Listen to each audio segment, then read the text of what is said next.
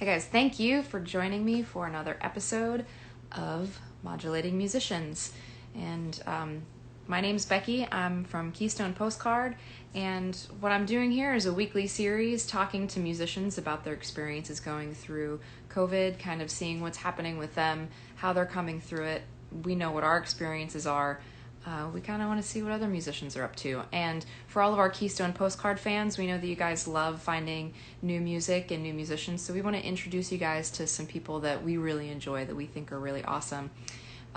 Hey, T. Lisa, how are you? I'm glad you're here. We have tonight an awesome, incredible singer. I can't even tell you how much we think that she just is a powerhouse. We have Laiken Williams, aka Laiken Love, with us tonight. And if you are not from the Savannah area and you're not familiar with Laiken, you're going to learn a lot about her tonight. But if you are from Savannah, you've probably seen or heard of Laiken and her band Fellowship of Love before. Other than Fellowship of Love, she's been on all of the local media outlets. She's been featured in Connect Savannah and Do Savannah. She was on WTOC's Morning Break. She plays all over the Coastal Empire. She's previously played with Voodoo Soup and the Emerald Empire Band. She's also sings with the Savannah Philharmonic, which is super cool, and like the nerd in me loves that about her. But we're gonna talk to her tonight. We're gonna see if we can get her on here. Let's see. Again.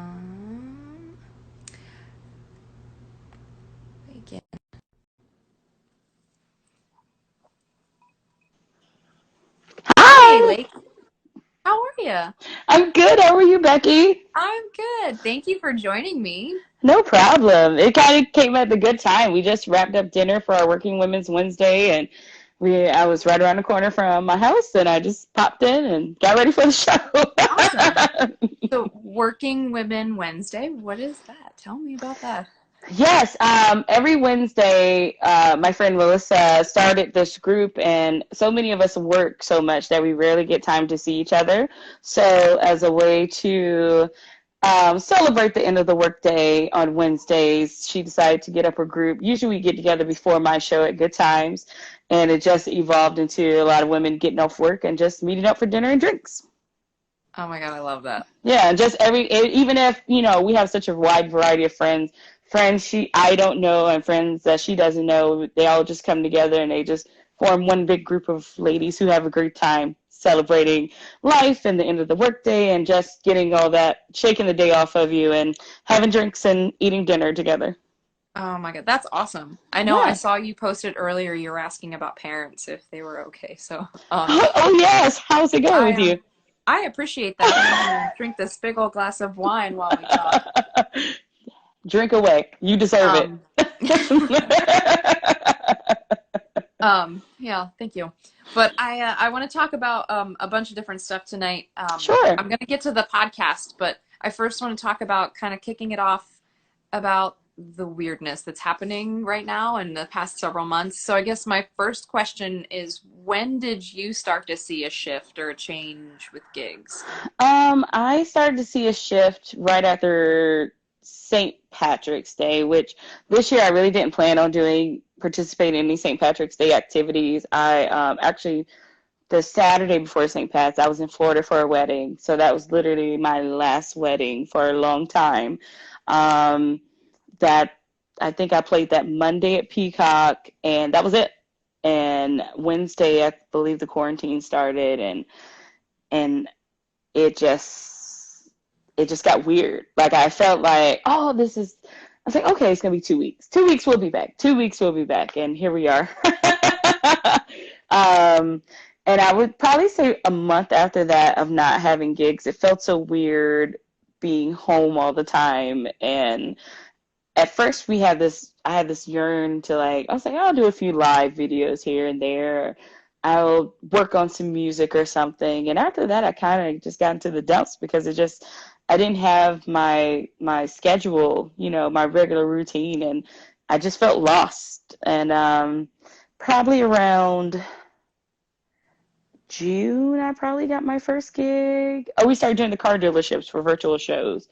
and felt very random and very isolated to just be in a car dealership singing to people on a camera, and they're watching, they're loving it, but to me, I don't get to feel the energy. Like, I'm such an energy person. It takes that, and as a singer as well, that you just have to feel a room out to be able to know where you're going to go, and we're just singing to the four walls within our phones. And now it's kind of coming back. I've done 3 weddings this month, and still it's just like I really needed the time off. If anything, I need that time off. I'm very thankful for it. So I felt like most musicians, a lot of them had a lot of depression about it. I had some depression, but I let it all out. I sulked and got it all out my system. And after that, it's like, Laiken, you need this break. You've been working 3 years nonstop. You haven't taken any true vacations. You haven't done anything. And now's your time. Rest. Just rest. Because once this is all cleared up, the work is going to probably triple for people who want to get back out there in the world again. So, Mm-hmm.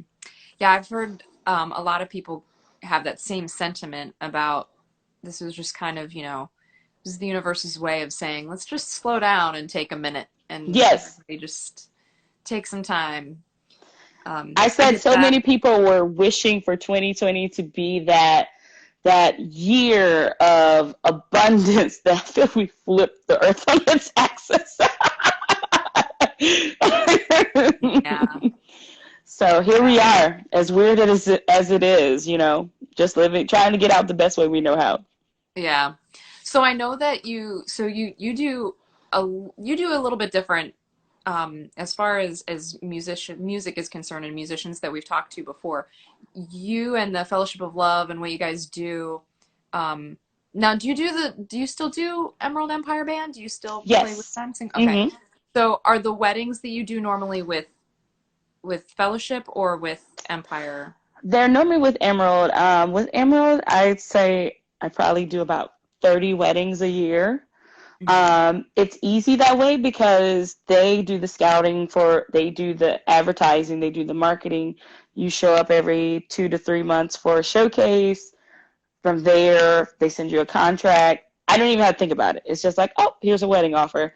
Let's take it if I'm available. I also work with New Arts here in town with Kristen King, and I sent her some information of y'all her way as well.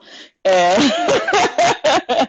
she was looking for a group for something specific, and I was like, I know just the people. And Aw. and I've been working with New Arts ensembles for a few years now. And with Kristen, if somebody comes to me and wants to hire us, I send them her way. She can do the contract negotiations. She's a musician as well, so it makes it easier to make it fair pay for everyone. And I'm not undercutting myself or the band, and I'm very thankful for her. So that's usually one of 2 ways that we get booked out for private and corporate and wedding events. Yeah. So how has the wedding industry, like, because I know we have friends who were planning weddings and they've either pushed back or they've canceled or they've just scaled down. Like, hmm how is that changing from a music standpoint? From a music standpoint, I people want to get married so bad. Either they have scaled down on the size of the band. I've been kicked off a wedding earlier this month, and along with the horn section, because they were so worried about COVID that they wanted to continue to have the wedding. So they just had a band that did instrumentals. It was just keys, guitar, bass, drums, and they just did instrumental songs for the reception, which I think is weird, but hey, if it got you through and you really want to have that date set, it's okay with me. I've heard some people are trying to book more of trios and duos for their reception, just because their wedding parties are smaller now. The past 3 weddings I've done is just like any other normal wedding, with the exception of staff and us wearing masks when we're in between, sets and all. Um, One particular wedding had us barricaded so the guests couldn't come up to us, and we had to sanitize the mics whenever we do speeches and stuff. And other than that, nothing to my knowledge that I can. That's the most that has changed with weddings. And we're still getting wedding cancellations. I had one in November canceled and moved to next year. So 2021 is going to be pretty intense for weddings as well. Yeah. Well, I mean, that's good that they're at least maybe just pushing back and not completely Right, canceling altogether. right. Yeah. Um, so as a band leader, because you mentioned before about with the contracts, like making sure you're not undercutting yourself. And I know, we'll talk about the podcast too, but I know that you Okay, mentioned in your podcast before about like you always make sure that you pay your band members first because you're the band leader and it's kind of your responsibility. And I know right, for us, it's kind of the same thing for Victor and I. You know, we always make sure that our guys are taken care of, and you know, we have different struggles now, like, you know, trying to get them gigs and things like that. What kind of right. struggles have you found as a band leader coming out of this? Coming out, I've had people book us more just like piano and vocals. So, you're out of a bass player, out of a drummer, and you always check to make sure everybody's okay. Or they've gotten gigs with other bands here in town, which is great. Um, just trying to keep the morale up. That's one thing. And we all talk about it. We all have our space that we can all vent it out and just, see when it's going to happen again. Whenever we get the opportunity to play together, it's such a special moment, and we all love it. Since then, nothing has really. I really haven't had to take a hit for the band. I can say, truthfully, coming back, we've actually been able to. They've been able to make a little bit more, especially with the JW Marriott opening now. But one thing I hate, and I hate to vent about this, is when restaurants want you to play for free and play for tips. It's like I can sit home and just like y'all have played in your driveway and stuff, we can sit here and we can do a show and from the comfort of our own home without having to go set up and having to deal with people and having to deal with this and whatever forces may be. But it's just, to me, it's not right that we're just playing for free when your restaurant is going to make way more money because we're bringing that following with us. Hmm. So, Have you had many restaurants approach you to do that, or is it just kind of what's um, available?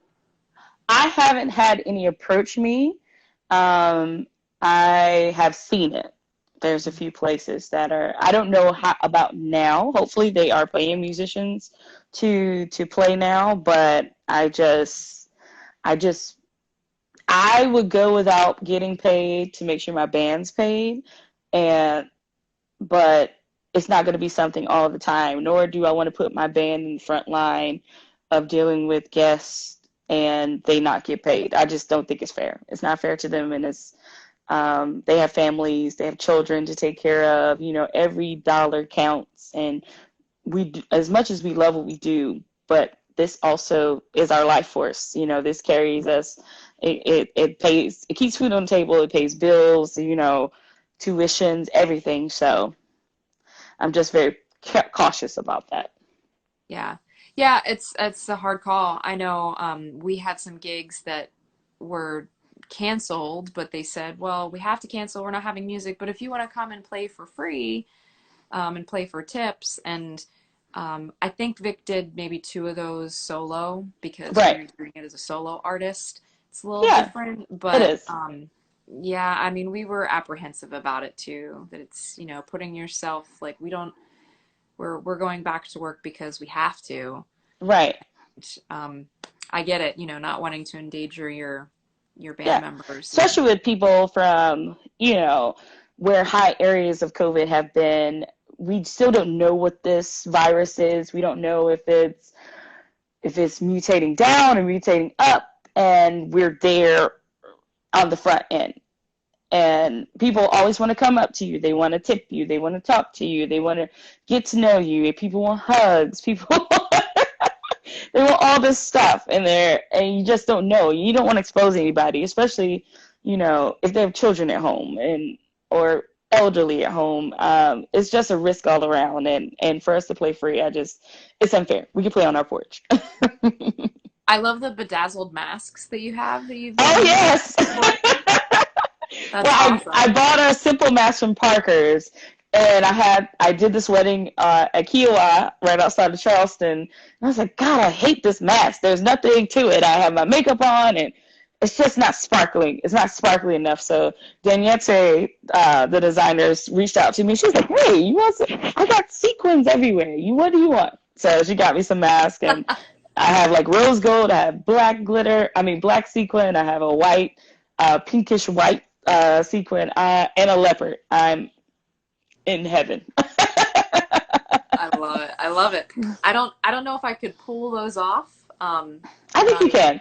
I think you would be great in the rose gold Oh, because it well, matches your hair. oh, well, I appreciate it, and maybe I'll give it a shot. I don't know. The boys might give me they might give me some heck for it for Right. can't show Then, anything then, without them being like, "What are you wearing? What is that?" then everybody will get a rose gold sequin mask. All of you, you all All get of it. it. You all get it. Um, I want to ask you about what's shaken with Laiken. So for those of them out there who haven't listened to Laiken's podcast, What's Shaken with Laiken, it's super fun. Yes. I love it. I need to record new episodes. I took a Well, that's what I sabbatical wanted to all ask. around. I took a sabbatical all around because when COVID started, I would interview my friends, and then my friends were like, "Yeah, I'll do it." Then they flake out, and I was like, "Well, I really don't have anything to talk about. There's really nothing going on in the world." So I took a brief pause. I'm not done with the podcast. It's just now that things are starting to move again, once again, I have to be inspired by the energy around me to want to do recordings again. And I'm going to start lining up guests for the podcast. I love the podcast. It's a lot of fun. It's What's Shaken with Lakin originally started as I wanted to blog. And then I realized, I was like, I don't want to blog because I love everything about Savannah. I always want to expose people to all the fun intricacies of the city and let everybody know these things. And then it began as a Facebook page an Instagram page when I couldn't figure out what I wanted to do with my singing Instagram page. And I was like, well, it separates me from the band. If I'm singing with other bands, I can publish there. And then I started my weight loss journey, and that became a part of it. And when I go drinking, I have drinking with Laiken, and it just embodies me just having fun. I know. I tried to describe it to some friends, and I'm like, it's just like chatting with a friend, and Yeah. like that's what I love. I love that you have such a great energy as a performer that translates to that medium so well because um, it's not forced. It's so Mm-mm. natural, and I could listen to you sing and talk all day. Right. That's what People's like, you have such a radio voice. I was like, well, maybe because with my singing lessons, my voice has pretty much evolved over the years, and I just have this. I don't have my twang from South Georgia because I'm from the sticks of Georgia. When I say the sticks of Georgia, I really mean the sticks, like down Okefenokee Swamp way, and just the voice lessons have changed the way I speak. So yeah, they'll do that to you.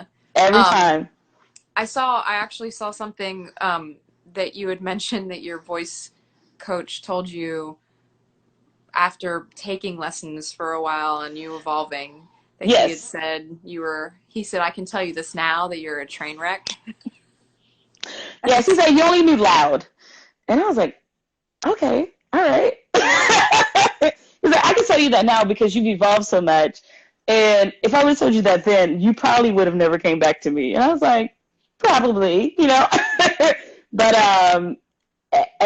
anybody who asks me, they're like, well, how did you get where you are? And I was like, well, it was a trial run. I joined the Philharmonic. I mean, I was with them 7 years before I was so busy I couldn't do the chorus. This was my second year I haven't been with them. And I really miss them, and I really love singing choral style music. That's where my heart is. But when I realized that I can make money from singing, I was like, okay, I need a voice teacher. I need to learn I need to sharpen my techniques. I need to see what works and what can I do to keep longevity. All I was thinking about was 20 years from now, will I still be singing? And Paula has really, really helped me hone my skills, and I'm very thankful for it. Even though I'm classically trained with him, people are like, "What do you sing opera?" I was like, "Opera's not my bag." I can go sing at a church downtown. I can sing a formal song, or aria, but it's not something I'm passionate about. You know, I love dance bands. I love singing jazz. I love being a torch singer, what have you. But opera is not my bag. I just that is just a strong, that is just develop a strong singer. It made me into a stronger singer with the techniques to be soft and singing my falsettos and sharpen my sight reading, especially. So I'm very special. I'm very thankful for Paul Fisher. And if you're anybody out there is looking for voice lessons, Paul Fisher is the person to go see. Even though Paul's 84 now, he still teaches from morning to night. Wow. Monday through Saturday, yeah. How did you find him? His wife was we were both altos in the Philharmonic. And I just talked about looking for a voice teacher. And she's like, "Oh, my husband's a voice teacher." I was like, "Oh." And he was so full that he had no spots. And finally a spot opened up. And I've been studying with Paul 6 years now. Wow. That's awesome. Yeah. Good for you. Yeah, the training makes a huge difference. It does. It does. I highly encourage it to anybody wanting to do it. Sometimes especially if you're not as strong as a singer you'd like to be, just to sharpen it up, or watch YouTube. I mean, whatever can help you get there. It just work on your skills. It's all about practice. It's all about repetition, and you will see that difference, and it will make you a better person for it. And my accountability is something I have to pay for. So I think that's a good way to transition. We've got some questions that came in off of our story. Ooh, so nice. One of the questions is, how do you warm up before a performance? Okay. I use oh my goodness, I can't think of their name. Is it Reinhardt College? Reinhardt College has a YouTube page and it's a quick 15-minute warm-up for any voice, any range, and that's usually what I do. And I yawn, and I do quick runs up and down the scales, minor, major, chromatic. You really just need like 15 minutes to warm up really good and just to loosen everything. Another thing is to keep me going through, I don't drink a lot during my gigs. I don't drink probably until like near my last set. You'll probably see me with a big cup, but it's full of either Parker's Ice, which I shouldn't be eating ice, I know, but or just plain water with no ice, and I just drink it constantly, and it just keeps your vocals juicy and keeps them plump, and you just sing, and I just sing away. Yeah, you are you're really more dedicated than we are. Like Victor and I we're also trained and classically trained, and we know all of that, and we understand that we should be warming up 15 minutes, and you get out the door as quick as you can with the kids, and then you've got your drive, and then you get there and you're like, oh, I gotta set up, and then you're setting up gear and you forget. Right. So now I will say I don't warm up all the time. That's why most of the time I was like, hey, we're gonna groove a bit. So I'll sing some very groovy songs. That'll be my warm. Yeah. That's usually my cheat code for my warm up. But usually I try, if anything, I have that warm up on my phone ready to go. Just depends on the gig. We're really bad about it. We all the time we say we just need to get back into the habit. Yeah, but usually sometimes you're so pressed to get there, and you're like, oh, I got to do this, I got to do that. You never know what may happen between here and the gig, and you get there and you're like, oh shit, I didn't warm up. But oh well, we're gonna groove that first hour until I'm good and warmed up, and then I'll go from there. Yeah, we have those songs too. Or we have the songs that we're like, we can't do that right now. We have to wait until. Right, because people always ask for Beyonce, and I'm like, yeah, or Whitney. I'm like, wow. Just belt them out. Add Mariah, Celine. Yeah, we got it. Oh my God, that's perfect for our next question is, what is the most difficult song for you? Oh, man. The most difficult song. This song is so simple, but it makes me nervous every time I see it. I sing it. Whitney is a force to sing. So I already sing I Want to Dance with Somebody in like a lower key, just a half step down. But I get a lot of requests for I Will Always Love You. And I don't know why that song just freaks me out to sing it. I can sing it without ease. Also the Weather Girls, It's Raining Men. I think because they're so iconic. They're such iconic songs. And right. everybody knows every note of those songs. Yes. So songs like that, or those are my most difficult ones. The ones that are a lot of top 40 songs are hard to sing because they're so auto-tuned. They're not, it's kind of almost impossible to sing that song live. Mm-hmm. And I was trying to learn, I forgot what song I was trying to learn, but I was like, I can't sing this. It's impossible. I sound very weird singing it. So when people ask for why I don't do a lot of top 40, that's pretty much why, because everything is auto-tuned these days. It is. It's hard. I mean, vocally and musically when they've got so much synthetic music that's coming out. But right. It sounds cool. It sounds cool in a recording in a dance club. I'll dance to it. Yeah. But, me singing live, it's not going to be the same effect. You'll probably be like, what is this? Yeah. Even those artists don't sing it live, so, No, not at all. Not at all. And let's see, when will you have original music available? Ooh, I don't know. I have started writing. I have taken this time to write down some notes and start writing something a little bit. I did a hand washing song for the music festivals, Musical Explorers group. We did a song called Wash Your Hands. I wrote that in like a day. Eric Jones and I put it together in the band. We just was like, okay, let's get the song out. And originals, I would probably say give me another year. Okay. Fingers crossed. So, I guess, that leads me to my last question of like, what is the future, or is there anything different? Like, how are you going to build your brand differently, or how is Fellowship of Love going to be different now going forward? Going forward, I don't feel we're going to be that different. There are some minor things that may be different, as in where we perform and what restaurants are going to come back and have live music. Other than that, we'll still be doing the same corporate thing. It just depends on who hires us and how their setup is. The Seafood and Spirits Festival's next week, and we're doing the Rolling on the River with Hendrix Gin on the Georgia Queen, and that event probably would usually have maybe 200, 300 people. I'm not sure how many the capacity is for the boat, but because of COVID, it is down to 150 that they're doing tickets for. So that's one thing that has changed, and it'll probably be the attendance overall. But as far as us, I think we're still just plugging along. So how about for y'all? For us? Yeah.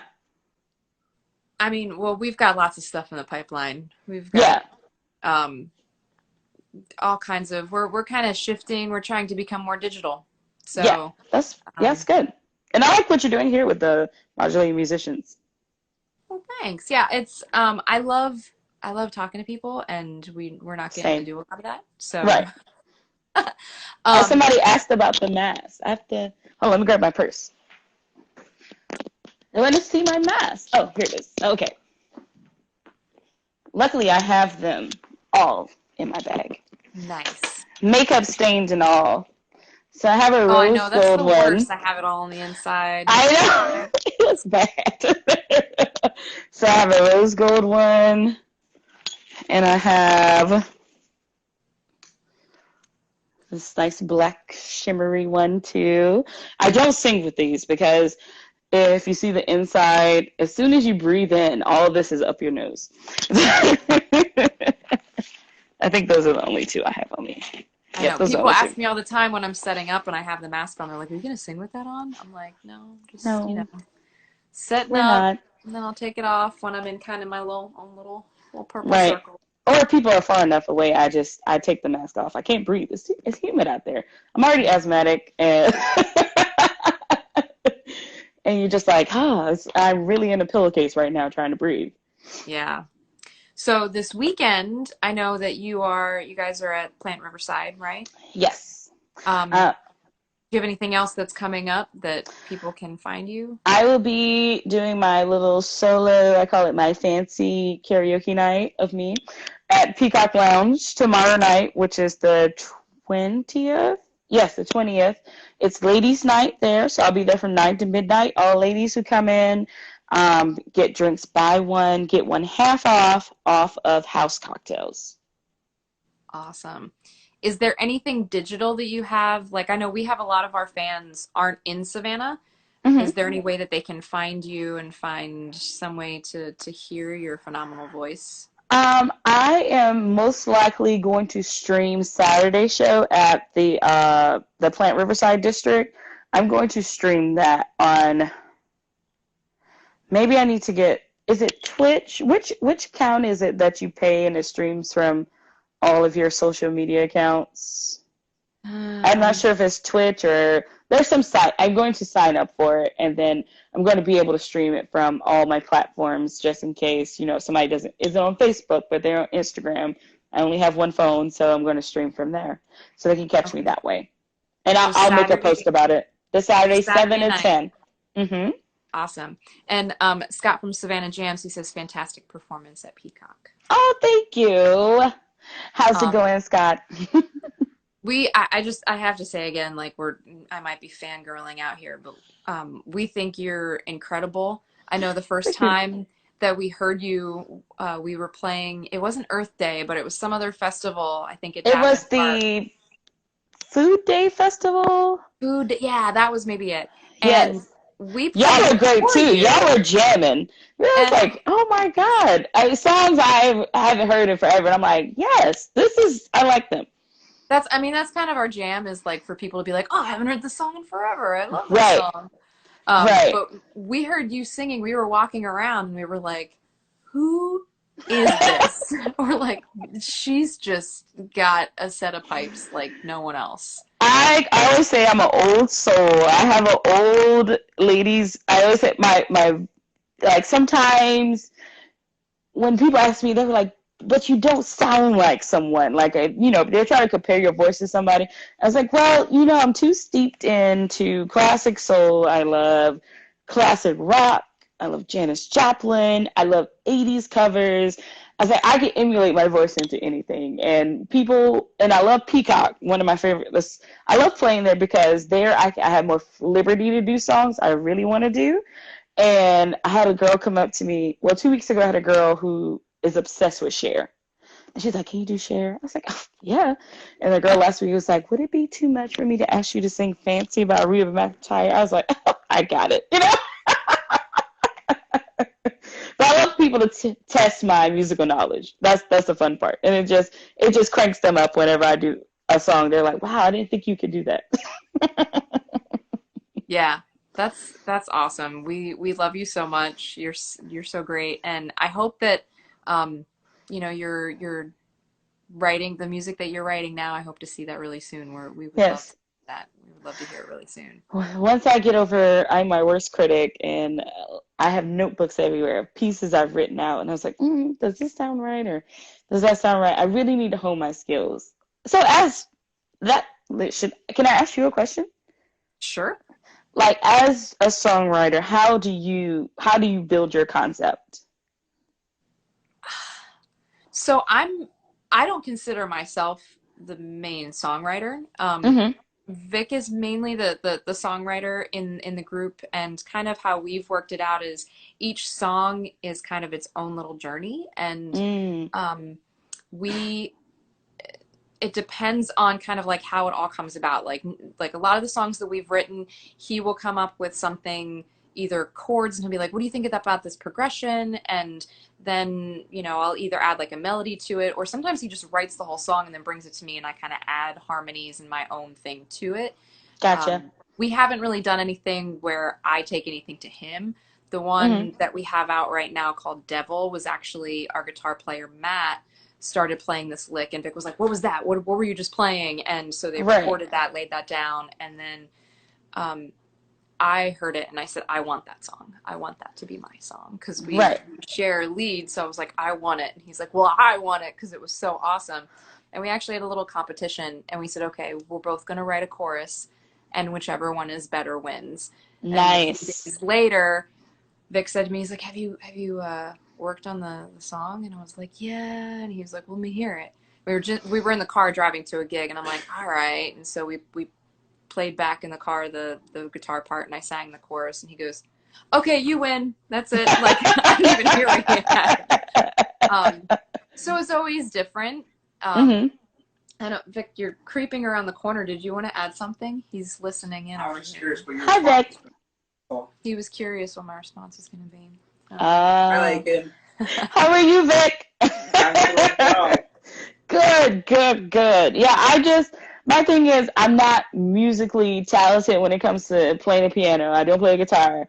Like, I have a guitar here and I have a piano here, but I don't play either well enough to be able to be like, oh, I'm gonna hammer a song out. It's just literally if I hear something in my head, or usually I try to spend my mornings in some type of silence to kind of, We don't kind know of what think that's about like everything. anymore. Oh, that's right. We haven't had silence in 4 years. Right. So a little Well, tip though with that, like on the songwriting thing, if you have an mhm, iPhone, we are iPhone people. I don't know if you're an right. iPhone I person. am. There's one of our other friends, Ryan from Ember City, actually told me about it. Apple has a app called Music Memos. It's Mm, an Apple app, and I literally, if I'm playing a gig or if I'm doing something and an idea pops in my head for a song, I can yeah. record it real quick, and it saves it and files it, and so like Really I have all these little random tidbits of me singing like 4 words in the phone and stuff, and then I can go back and look at all that stuff. So awesome. yeah, As I pull my notebook out. yeah, I mean that's the way you do it. When we go into the studio, then we just put the pieces together. That's kind of what we've done. So. Oh, nice. Yeah, I want to sit down and do more in music memo. Store. Sorry, I can only do one thing at one No, time. that's okay. I um, and start writing out some stuff. I just have pieces everywhere, and I have voice memo stuff that I'm like, I don't know if I'm ready to crack that open and listen to stuff. It's stuff from years ago, and there's pieces of music in my emails, and I was like, okay, I just need to commit, sit down, get it together, get with my guys, and be like, this is what I have. Yeah. I personally consider myself more of a lyricist than other parts of songwriting, and I have a very long I've in my notes in my iPad in my iPhone, I have one note that's just like long. It just is a running like tally of lyrics that like something a line or a couple lines will pop into my head and I just type it in there. And Right. sometimes I'll just go back and like recycle through those and be like, "Oh, I like that, but with this and that," and like, Yeah. Yeah, I think that's one reason with the voice memo, I really need to go through those and start at least writing it down to have some type of visual and be able to say, okay, maybe, and then will come where you start attaching different pieces together and see what you come at. People have been waiting for an album for a long time. I just feel like the album would be a labor of love, and I have to get in a certain space to do that, and it's going to happen. And I actually have a bass player I met. He has already written songs, and there's literally it just has to be recorded, and then I'll have an EP ready to go. But with COVID and everything, it's kind of slowed down the production time because we're working with musicians in Charleston and everything. Which that'll happen too. But then I also want to do my own passion project. Yeah. Well, if you're working with musicians in Charleston, we would recommend going to Hybrid Audio Solutions. That's where we recorded our album, and Scott and Alan, who I'm actually talking to next week on this show. Oh, nice! I have to catch it. They're incredible, and they are a big part of the process too. So, cool. If you find a really great studio with awesome producers, that makes all the difference too. Yes, and I've been doing more. Well, I have a studio session coming up next month, but it's for an artist, which I really love doing that. It's really fun to go in and lay vocals or a chorus for an artist who has no idea how they want their chorus to go. And you kind of listen to it and get an idea for it. And especially when I worked with Dollhouse, and they would bring in a song and have me come in and lay tracks for them. To me, that's more fun than trying to write an album. But it's on my list. It's my passion projects there. Good. It should be. We look forward to it. Where can everybody find you? I know you've got, what is it, laikenlove.com? Yes, laikenlove.com is all the information, whether I'm solo, whether I'm with Fellowship of Love, any event for the most part that I have coming up, it is on that website. On Facebook, I have Laiken Love and Fellowship of Love, and also What's Shaking with Laiken. If you don't want to see all my music stuff all the time, and you want to see me like working out in the gym, you want to see me taking a whiskey class, you want to see me previewing a restaurant before it opens, like all of Ellie's projects, What's Shaking with Laiken is the place to be, because I'm kind of all over the place. It's like you shake a bag up and you just throw it on the ground, whatever it's going to be. And then Laiken Love on Facebook, on IG, and as well as What's Shaking with Laiken and Fellowship of Love on there as well. So a lot of different platforms, many different things I do to showcase Savannah, to show all the great things happening or the great things that are to come. Just keeping it random as possible, just like my personality. I love it. Don't change a thing. I won't.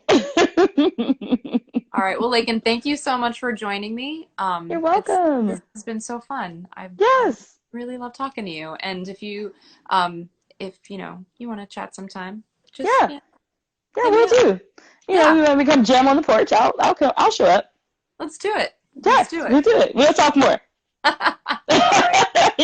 Thanks, Laiken. You're welcome. See you soon. You too. Bye. Bye.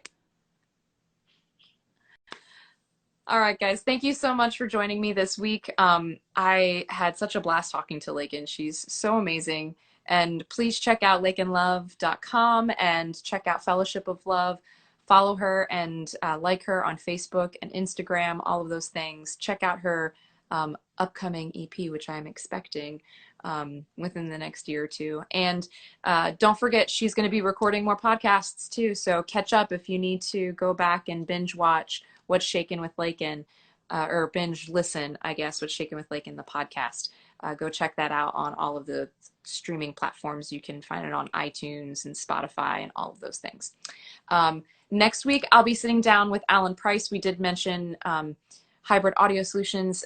He is one of the guys that we worked with up there in Charleston, and they are amazing. And he is coming out with a solo album, his first solo album this week. So go ahead of time, check out Alan Price at Alan Price Sings. You can find him on Instagram, on Facebook, and you can see a little bit about him before I talk to him next Wednesday and what he's gone through. But he's coming out with new music, and we're super excited. It's going to be super cool. We've heard little tidbits of it here and there.